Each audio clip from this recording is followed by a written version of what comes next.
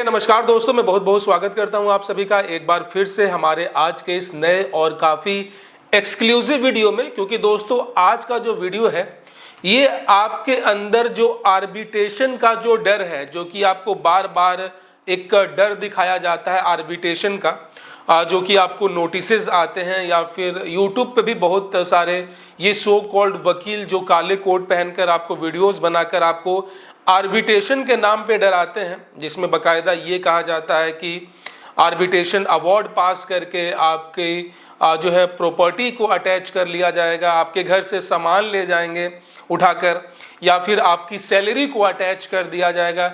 ऐसे तमाम बहुत सारी मनगढ़ंत बातें की जाती हैं और इससे क्या होता है कि लोगों के मन में अनावश्यक रूप से जो है डर पैदा होता है। और इसका परिणाम ये होता है कि ऐसे लोग जिनके पास इतने भी पैसे नहीं हैं, वो इस मजबूरी में है कि वो अपने कार्ड की, अपने लोन्स की ईएमआई भी पे नहीं कर पा रहे हैं। वैसे लोगों से ये सो कॉल्ड लोग जो है पेड सर्विस के नाम पे उनसे पैसे लेते हैं, सिर्फ और सिर्फ उनसे फ़ोन पे बात करके, ठीक है, उनको गाइड करने के लिए। तो ऐसे में दोस्तों इस वक्त आप मेरे हाथ में ये देख पा रहे होंगे, ठीक है, मैं बिल्कुल आज आपको प्रॉपर, जैसा कि आप ये बुक देख पा रहे हैं, the arbitration and conciliation act 1996, ठीक है, जो आर्बिट्रेशन का जो आपको डर दिखाया जाता है इसके बारे में आपको प्रॉपर बताने वाला हूं। और ये सारे बुक्स को मैंने स्टडी किया है, और चूंकि मैं इस फील्ड में भी हूं, लेकिन आपको श्योर करने के लिए कि यहाँ पे जो भी इंफॉर्मेशन दी जाती है वो बिल्कुल 100% जेन्युइन और ट्रू होती है, ताकि आप मिसगाइड ना हो और आप किसी भी फाइनेंशियल इशू से गुजर रहे हैं तो आपको और परेशान ना करने की जगह आपको रिलैक्सेशन दी जाए, आपको थोड़ा सा रिलैक्स फील करवाया जाए। तो ऐसे में दोस्तों हमारे इस चैनल का मकसद यही है, हमारा विज़न ही यही है कि वैसे लोग जिनका क्रेडिट कार्ड या पर्सनल लोन या किसी प्रकार का कोई भी ऑनलाइन लोन चल रहा है, वो बिल्कुल टेंशन फ्री होकर जो है अपने लाइफ को जी पाएं, क्योंकि आपको भी उतना ही जीने का अधिकार है जितना बाकी लोगों को है। तो ऐसे में दोस्तों सबसे पहले हम बात कर लेते हैं आर्बिट्रेशन का, कि आर्बिट्रेशन किस चिड़िया का नाम है और आर्बिट्रेशन होता क्या है, किस केस में किया जाता है। और ये जो सो कॉल्ड आर्बिट्रेशन अवार्ड पास करके आपके घर का सामान उठा ले जाना, प्रॉपर्टी अटैच कर देना, सैलरी अटैच कर देना, इन सभी बातों में कितनी सच्चाई है ये आपको बिल्कुल मैं एक्सप्लेन करूंगा स्टेप बाय स्टेप, ताकि आप चीज़ों को सीख पाओ, समझ पाओ। यहाँ पे कोई भी शॉर्टकट नहीं चलता है, बिल्कुल आपको पॉइंट टू पॉइंट आपको समझाने की कोशिश करूंगा। वीडियो आप पूरा देखना ताकि आप चीज़ों को समझ पाओ, सीख पाओ, और आपके मन में जो भी ये डर बैठाया गया है आप पूरी तरीके से उस डर से छुटकारा पाओ, निश्चिंत हो पाओ। तो बेसिकली दोस्तों the arbitration and conciliation act 1996 में भारत सरकार के द्वारा ये पास किया गया है। और बेसिकली दोस्तों आर्बिट्रेशन का मतलब क्या होता है ये आपको मैं समझा दूं सीधे शब्दों में। आर्बिट्रेशन का मतलब ही होता है समझौता। समझौता मतलब कि दो पार्टीज जो हैं, अगर उनके बीच में कोई मैटर है, कोई विवाद है, तो वो आपस में ही बैठकर, दोनों आमने सामने बैठकर जो है उनके बीच में समझौता कर दिया जाए, मध्यस्थता कर दिया जाए। आपने देखा होगा कि इंडिया और पाकिस्तान का जब भी मैच होता है और अगर वो मैच पाकिस्तान में खेला जाता है तो वो इंडिया जो है वहाँ जाना पसंद नहीं करता है। आपको पता भी होगा बहुत सारे ऐसे रीजंस हैं जिससे इंडिया टीम जो है पाकिस्तान नहीं जाता है। तो ऐसे में जब भी इंडिया और पाकिस्तान का मैच होता है तो किसी थर्ड प्लेस पे करवाई जाती है, होपफुली दुबई, शारजाह या फिर किसी दूसरे कंट्री में, ताकि भाई इन्हें भी कोई प्रॉब्लम ना हो, उन्हें भी कोई प्रॉब्लम ना हो और मैच भी हो जाए। तो एक तरीके से यहाँ पे मध्यस्थता का एक ऑप्शन जो है वो अपनाया जाता है। तो ठीक उसी तरीके से जब भी दो लोगों के बीच में कोई भी विवाद हो, सिर्फ पैसों का ही नहीं, अगर दो हस्बैंड वाइफ के बीच में अगर अनबन चल रही है, अगर उन्हें तलाक लेना होता है तो वहां पे भी आर्बिट्रेशन होता है। भाई भाई में झगड़ा हो रहा हो प्रॉपर्टी को लेकर, उनके बीच में भी आर्बिट्रेशन होता है, ठीक है। इसका मतलब ये हुआ कि आर्बिट्रेशन मतलब कि लोन और क्रेडिट कार्ड से ही रिलेटेड नहीं है। आर्बिट्रेशन का मतलब ही यही है कि दो लोगों के बीच में कोई तीसरा बंदा बैठकर, जो उनसे ज्यादा पढ़ा लिखा हो, उनसे ज्यादा समझदार हो, वो दोनों की बातों को सुने, समझे और वो अपना एक डिसीजन दे, ताकि वो दोनों लोग मान ले। आपने देखा भी होगा अभी भी गांव देहात में जब दो लोगों के बीच में झगड़ा हो जाता है तो वो जाते हैं सरपंच जी के पास, है ना, ताकि सरपंच जी क्या है, गांव के बुजुर्ग होते हैं, वो काफ़ी एक्सपीरियंस्ड होते हैं, तो सरपंच जी दोनों का मैटर सुनते हैं और दोनों का प्रॉब्लम को सॉल्व करवाने की कोशिश करते हैं। तो ठीक उसी तरीके से जो आर्बिट्रेशन है ये एक तरीके से एक मध्यस्थता होता है, एक समझौता होता है, और वहाँ पे एक आर्बिटर जो होता है, ठीक है, जो आर्बिट्रेशन करने वाला होता है, आर्बिटर होते हैं, सोल आर्बिटर्स होते हैं, ठीक है। बेसिकली कोई गवर्नमेंट पोस्ट पे नहीं होते हैं, ठीक है, इनके पास कोई राइट नहीं होता है एज लाइक जो नॉर्मल जजेस होते हैं उनके जैसा इनके पास कोई उतना अधिकार तो नहीं होता है, लेकिन इनको जो एक तरीके से एक सॉफ्ट पावर दिया गया है, soft power in the sense कि हाँ अगर ये कोई ऐसा मीन्स डिसीजन दे देते हैं कि अगर दोनों लोग को रजामंदी है तो वो फैसला हो जाता है। लेकिन ये जरूरी नहीं है कि अगर उन्होंने कोई आर्बिट्रेशन दे दिया तो वो अगर सामने वाला ऑब्जेक्ट कर रहा है तो भी उसको माना जाए। ये तभी संभव है जब दोनों बंदे, दोनों पक्ष उस आर्बिटर की बात माने। अगर किसी एक को भी आपत्ति है तो ये आर्बिट्रेशन कंफर्म नहीं माना जाएगा। तो ठीक उसी तरीके से दोस्तों, जब भी बैंक और किसी कस्टमर के बीच में भुगतान का, पेमेंट का, क्रेडिट कार्ड का, लोन का कोई भी इशू आता है और बैंकों द्वारा बार बार रिक्वेस्ट करने के बाद भी, बैंकों द्वारा बार बार इन्फॉर्म करने के बाद भी जब कोई कस्टमर इस कंडीशन में नहीं हो पाता है कि वो अपनी पेमेंट पूरी कर पाए, ठीक है, तो ऐसे में बैंक ये भी चाहता है कि उसका कस्टमर जो है उससे रिलेशन बना रहे। लेकिन अब भाई उनका भी तो पैसा लगा हुआ है, पैसा फंसा हुआ है, तो कुछ निकलवाया जा सके। तो ऐसे में बैंक और कस्टमर के बीच में समझौता करने के लिए बैंक जो है एक आर्बिटर अपॉइंट करती है। बेसिकली बैंक की ओर से ही होते हैं, बहुत सारे इंडिपेंडेंट आर्बिटर्स भी होते हैं, लेकिन बैंकिंग के सेक्टर में जितना भी आर्बिट्रेशन का प्रोसेस होता है ये सभी बैंकों द्वारा जो अपॉइंटेड आर्बिटर्स होते हैं वही करते हैं। अब यहाँ पे जो भी अगर आप पेमेंट मिस करते हैं, ठीक है, तो ये आता है पासा, पेमेंट एंड सेटलमेंट एक्ट 2012 के अंडर में, जो 2012 में जो लॉ पास किया गया था, जिसमें ये होता है कि एक नेगोशिएबल एक्ट है।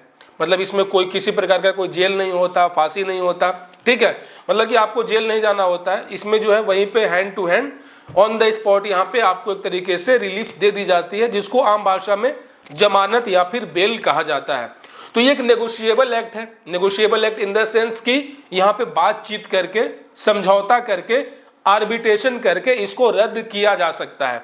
तो यही सब प्रोसेस को सॉल्व करने के लिए यहाँ पे आर्बिट्रेशन का उपयोग किया जाता है।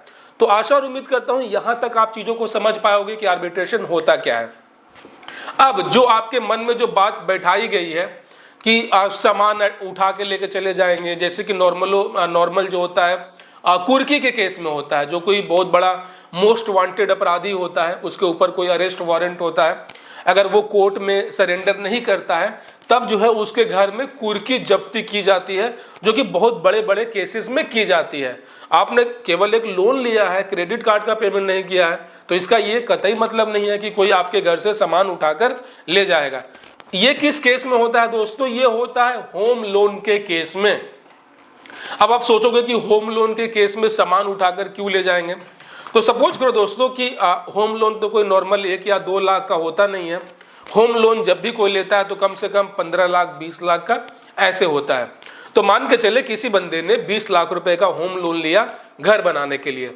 अब चूंकि होम लोन तो ऐसे ही हवा में किसी को दिया नहीं जाता है, उसमें जो प्रॉपर डॉक्यूमेंटेशन होता है, केवाईसी की प्रक्रिया अपनाई जाती है, साथ ही साथ आपका जो प्रॉपर्टी का पेपर है वो भी बैंक अपने पास एज अ सिक्योरिटी वो रखता है। तो इसका मतलब ये हुआ कि जो भी लोन जिसके नाम से है वो उस प्रॉपर्टी का प्रॉपर ऑनर है, ठीक है। अब उसे 20 लाख रुपए का लोन मिल गया और उसकी टेन्योर बनी, मान लेते हैं कि 10 साल के लिए। अब वो बंदा टाइम टू टाइम अपनी EMI चुका रहा था और वो 20 लाख के लोन में उसने 15 लाख रुपए जो है बैंक को उसने पे कर दिए। अब केवल 5 लाख रुपए ही आउटस्टैंडिंग रह गई है। लेकिन सपोज करो कि अचानक से उस व्यक्ति के पास, कस्टमर से कोई उनको फाइनेंशियल कुछ प्रॉब्लम हो गया, उनकी जॉब चली गई, बिजनेस में लॉस हो गया। अब वो जो बाकी के 5 लाख रुपए हैं वो अब बैंक को वो जो होम लोन लिया था वो पे नहीं कर पा रहा है। तो अब यहाँ पे बैंक क्या करेगी? बैंक तो बार बार रिमाइंडर देगी कि आपकी EMI मिस हो रही है, आप पेमेंट करो। लेकिन कस्टमर यहाँ पे इस हालत में नहीं है कि वो पेमेंट कर पाए। अब चूंकि बैंक के पास तो उसके प्रॉपर्टी के कागज हैं, लेकिन उस बंदे ने 20 लाख के बदले 15 लाख रुपए चुका तो दिए हैं, ठीक है। तो अब ये सिर्फ 5 लाख रुपए के लिए उसकी प्रॉपर्टी को तो जब्त नहीं किया जा सकता है। ऐसे में जो है ये केस आर्बिट्रेशन में जाता है कि जो 5 लाख रुपए बचे हुए हैं, अब चूंकि घर का ऑनर वही है, मतलब घर में जितना कुछ है सब उसी का है, उसी के नाम पे होगा। तो ऐसे में वो 5 लाख रुपए का जो भुगतान है उसको पेमेंट करने के लिए आर्बिटर जो होते हैं बार बार जो वो लोन लेने वाला होता है उसे बार बार रिक्वेस्ट की जाती है। लेकिन बार बार रिक्वेस्ट करने के बाद भी अगर वो कस्टमर हाथ खड़ा कर देता है, ऐसे में वो 5 लाख रुपए का भरपाई के लिए यहाँ पे सामान उठाया जाता है ताकि बैंक उसको जो है नीलाम करके उसको जो है उसकी भरपाई की जाए, ठीक है। तो यहाँ पे इसलिए होता है ताकि जो है उसका जो बकाया है वो उसको नीलाम करके मिल जाएगा और बैंक जो है उसके प्रॉपर्टी का पेपर कस्टमर को लौटा देगी, क्योंकि सिर्फ 5 लाख रुपए के लिए उसका 20 लाख रुपए का लोन के एवज में जो प्रॉपर्टी लिया गया था वो उसको नीलाम नहीं कर सकती है, क्योंकि कस्टमर ने यहाँ पे पेमेंट किया था। तो यहाँ पे जो भी सामान उठाने वाला जो प्रोसेस होता है ये होम लोन के केस में ही होता है। यहाँ पे क्रेडिट कार्ड या फिर आपने कोई ऑनलाइन लोन ले रखा है 10,000 20,000 का, तो यहाँ पे आप खुद सोच सकते हो कि ये 10,000 20,000 1-2 लाख रुपए के पर्सनल लोन के लिए, क्रेडिट कार्ड के लिए क्या आपके घर से सामान उठाना संभव है? और क्या ये प्रूफ होगा कि घर में जो भी सामान है वो आपके नाम पे ही हो? क्या अगर आपका जो घर है वो आपके पेरेंट्स के नाम पे हो, ठीक है, तो वो सारा सामान तो आपके पेरेंट्स का हुआ, तो क्रेडिट कार्ड आपने यूज किया है चूंकि वो पर्सनल क्रेडिट कार्ड था। तो ऐसे में कोई आपके पेरेंट्स के घर से कोई सामान कैसे उठा कर ले जा सकता है? ये पॉसिबल है क्या? बिल्कुल भी नहीं, क्योंकि संविधान इस बात की इजाजत नहीं देता है कि कोई भी बैंक या फिर एनबीएफसी कंपनी किसी दूसरे की प्रॉपर्टी से किसी थर्ड पर्सन के जो है भुगतान के लिए वहां पे वो कोई कार्रवाई करे। तो यहाँ पे क्रेडिट कार्ड या पर्सनल लोन, ऑनलाइन जो भी चीजें हैं, यहाँ पे किसी प्रकार का कोई भी संपत्ति को, सामान को नहीं उठाया जाता है। अब यहाँ पे बात कर लेते हैं कि सैलरी अटैच का क्या प्रोसेस है। आखिर ये सैलरी कैसे अटैच होती है? वो आर्बिटर को कैसे पता चलेगा कि आपकी सैलरी कौन से अकाउंट में आती है? क्योंकि आपका जो सेविंग्स अकाउंट है इसका इंफॉर्मेशन तो आपके पास ही है, किसी थर्ड व्यक्ति के साथ कोई भी बैंक आपका डेटा शेयर नहीं कर सकता है। दोस्तों, सैलरी अटैच बेसिकली ये सैलरी अटैच नहीं होता है।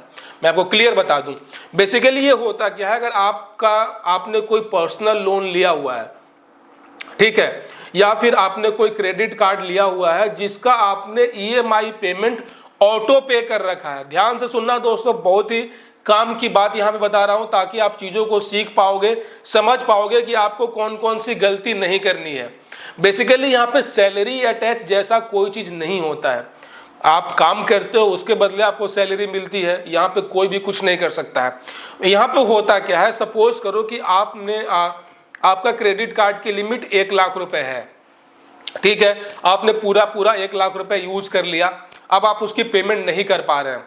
और अगर आपने उस क्रेडिट कार्ड का जो पेमेंट मोड था, अगर वो ऑटो पेमेंट इनेबल आपने कर रखा था अपने अकाउंट से, तो जिस अकाउंट से आपने अपने उस क्रेडिट कार्ड को लिंक कर रखा था ऑटो पेमेंट करने के लिए, उस कंडीशन में आपके उस पर्टिकुलर अकाउंट को फ्रीज कर दिया जाएगा आर्बिट्रेशन अवार्ड पास करके।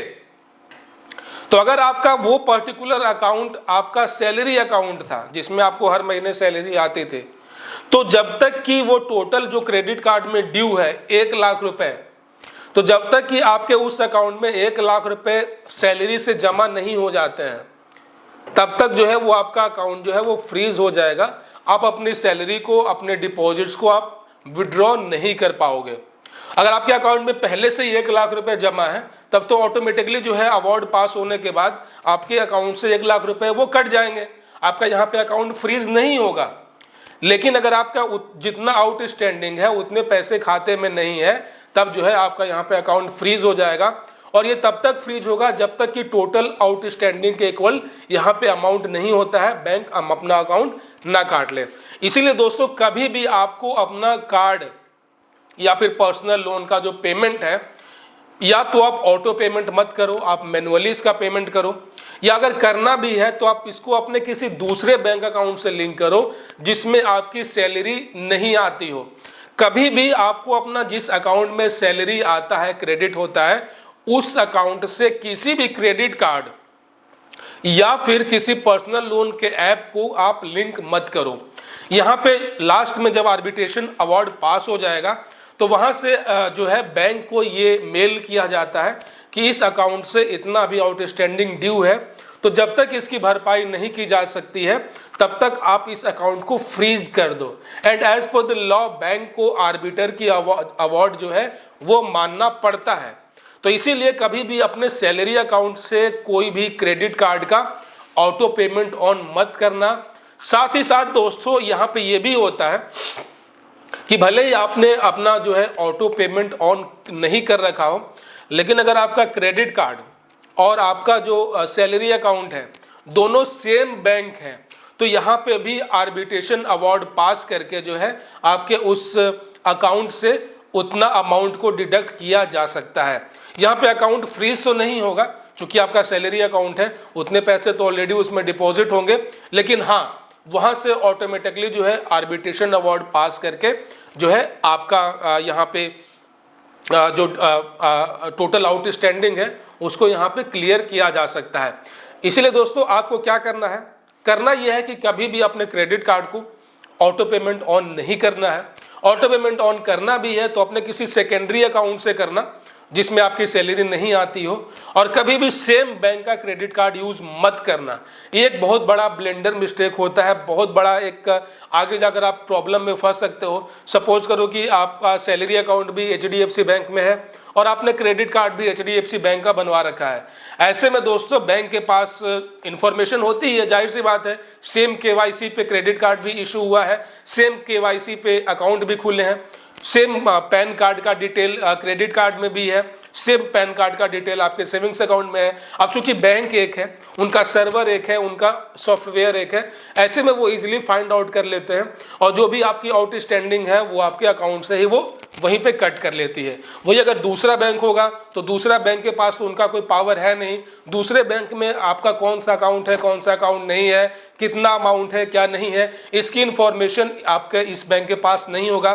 तो ऐसे में आप सेफ रहोगे, सिक्योर रहोगे, और जब तक कि आपका होम लोन नहीं चल रहा है तब तक आप इस बात से बिल्कुल निश्चिंत रहो कि आपका कोई सैलरी अटैच होगा या फिर कुछ ऐसा कोई दिक्कत होने वाली बात है, ऐसा कुछ नहीं होता है। सो दोस्तों आशा और उम्मीद करता हूं कि आज के इस वीडियो से आप चीज़ों को सीख पाओगे, समझ पाओगे। इसके अलावा दोस्तों अगर आपके माइंड में कुछ और कन्फ्यूज़न है तो कभी भी आप इन पेड सर्विस वालों के पास मत जाओ। ये सिर्फ और सिर्फ आपका शोषण करेंगे, पेड सर्विस के नाम पे आपसे पैसे लेंगे। आपको कोई भी प्रॉब्लम है तो आप हमारे व्हाट्सएप ग्रुप पे ज्वाइन कर सकते हैं, जहाँ पे लगभग 150 से 200 से ज़्यादा लोग हमारे व्हाट्सएप ग्रुप में है, जहाँ पे लोग अपने अपने एक्सपीरियंस को शेयर करते हैं और अपने अपने प्रॉब्लम का सोल्यूशन पाते हैं।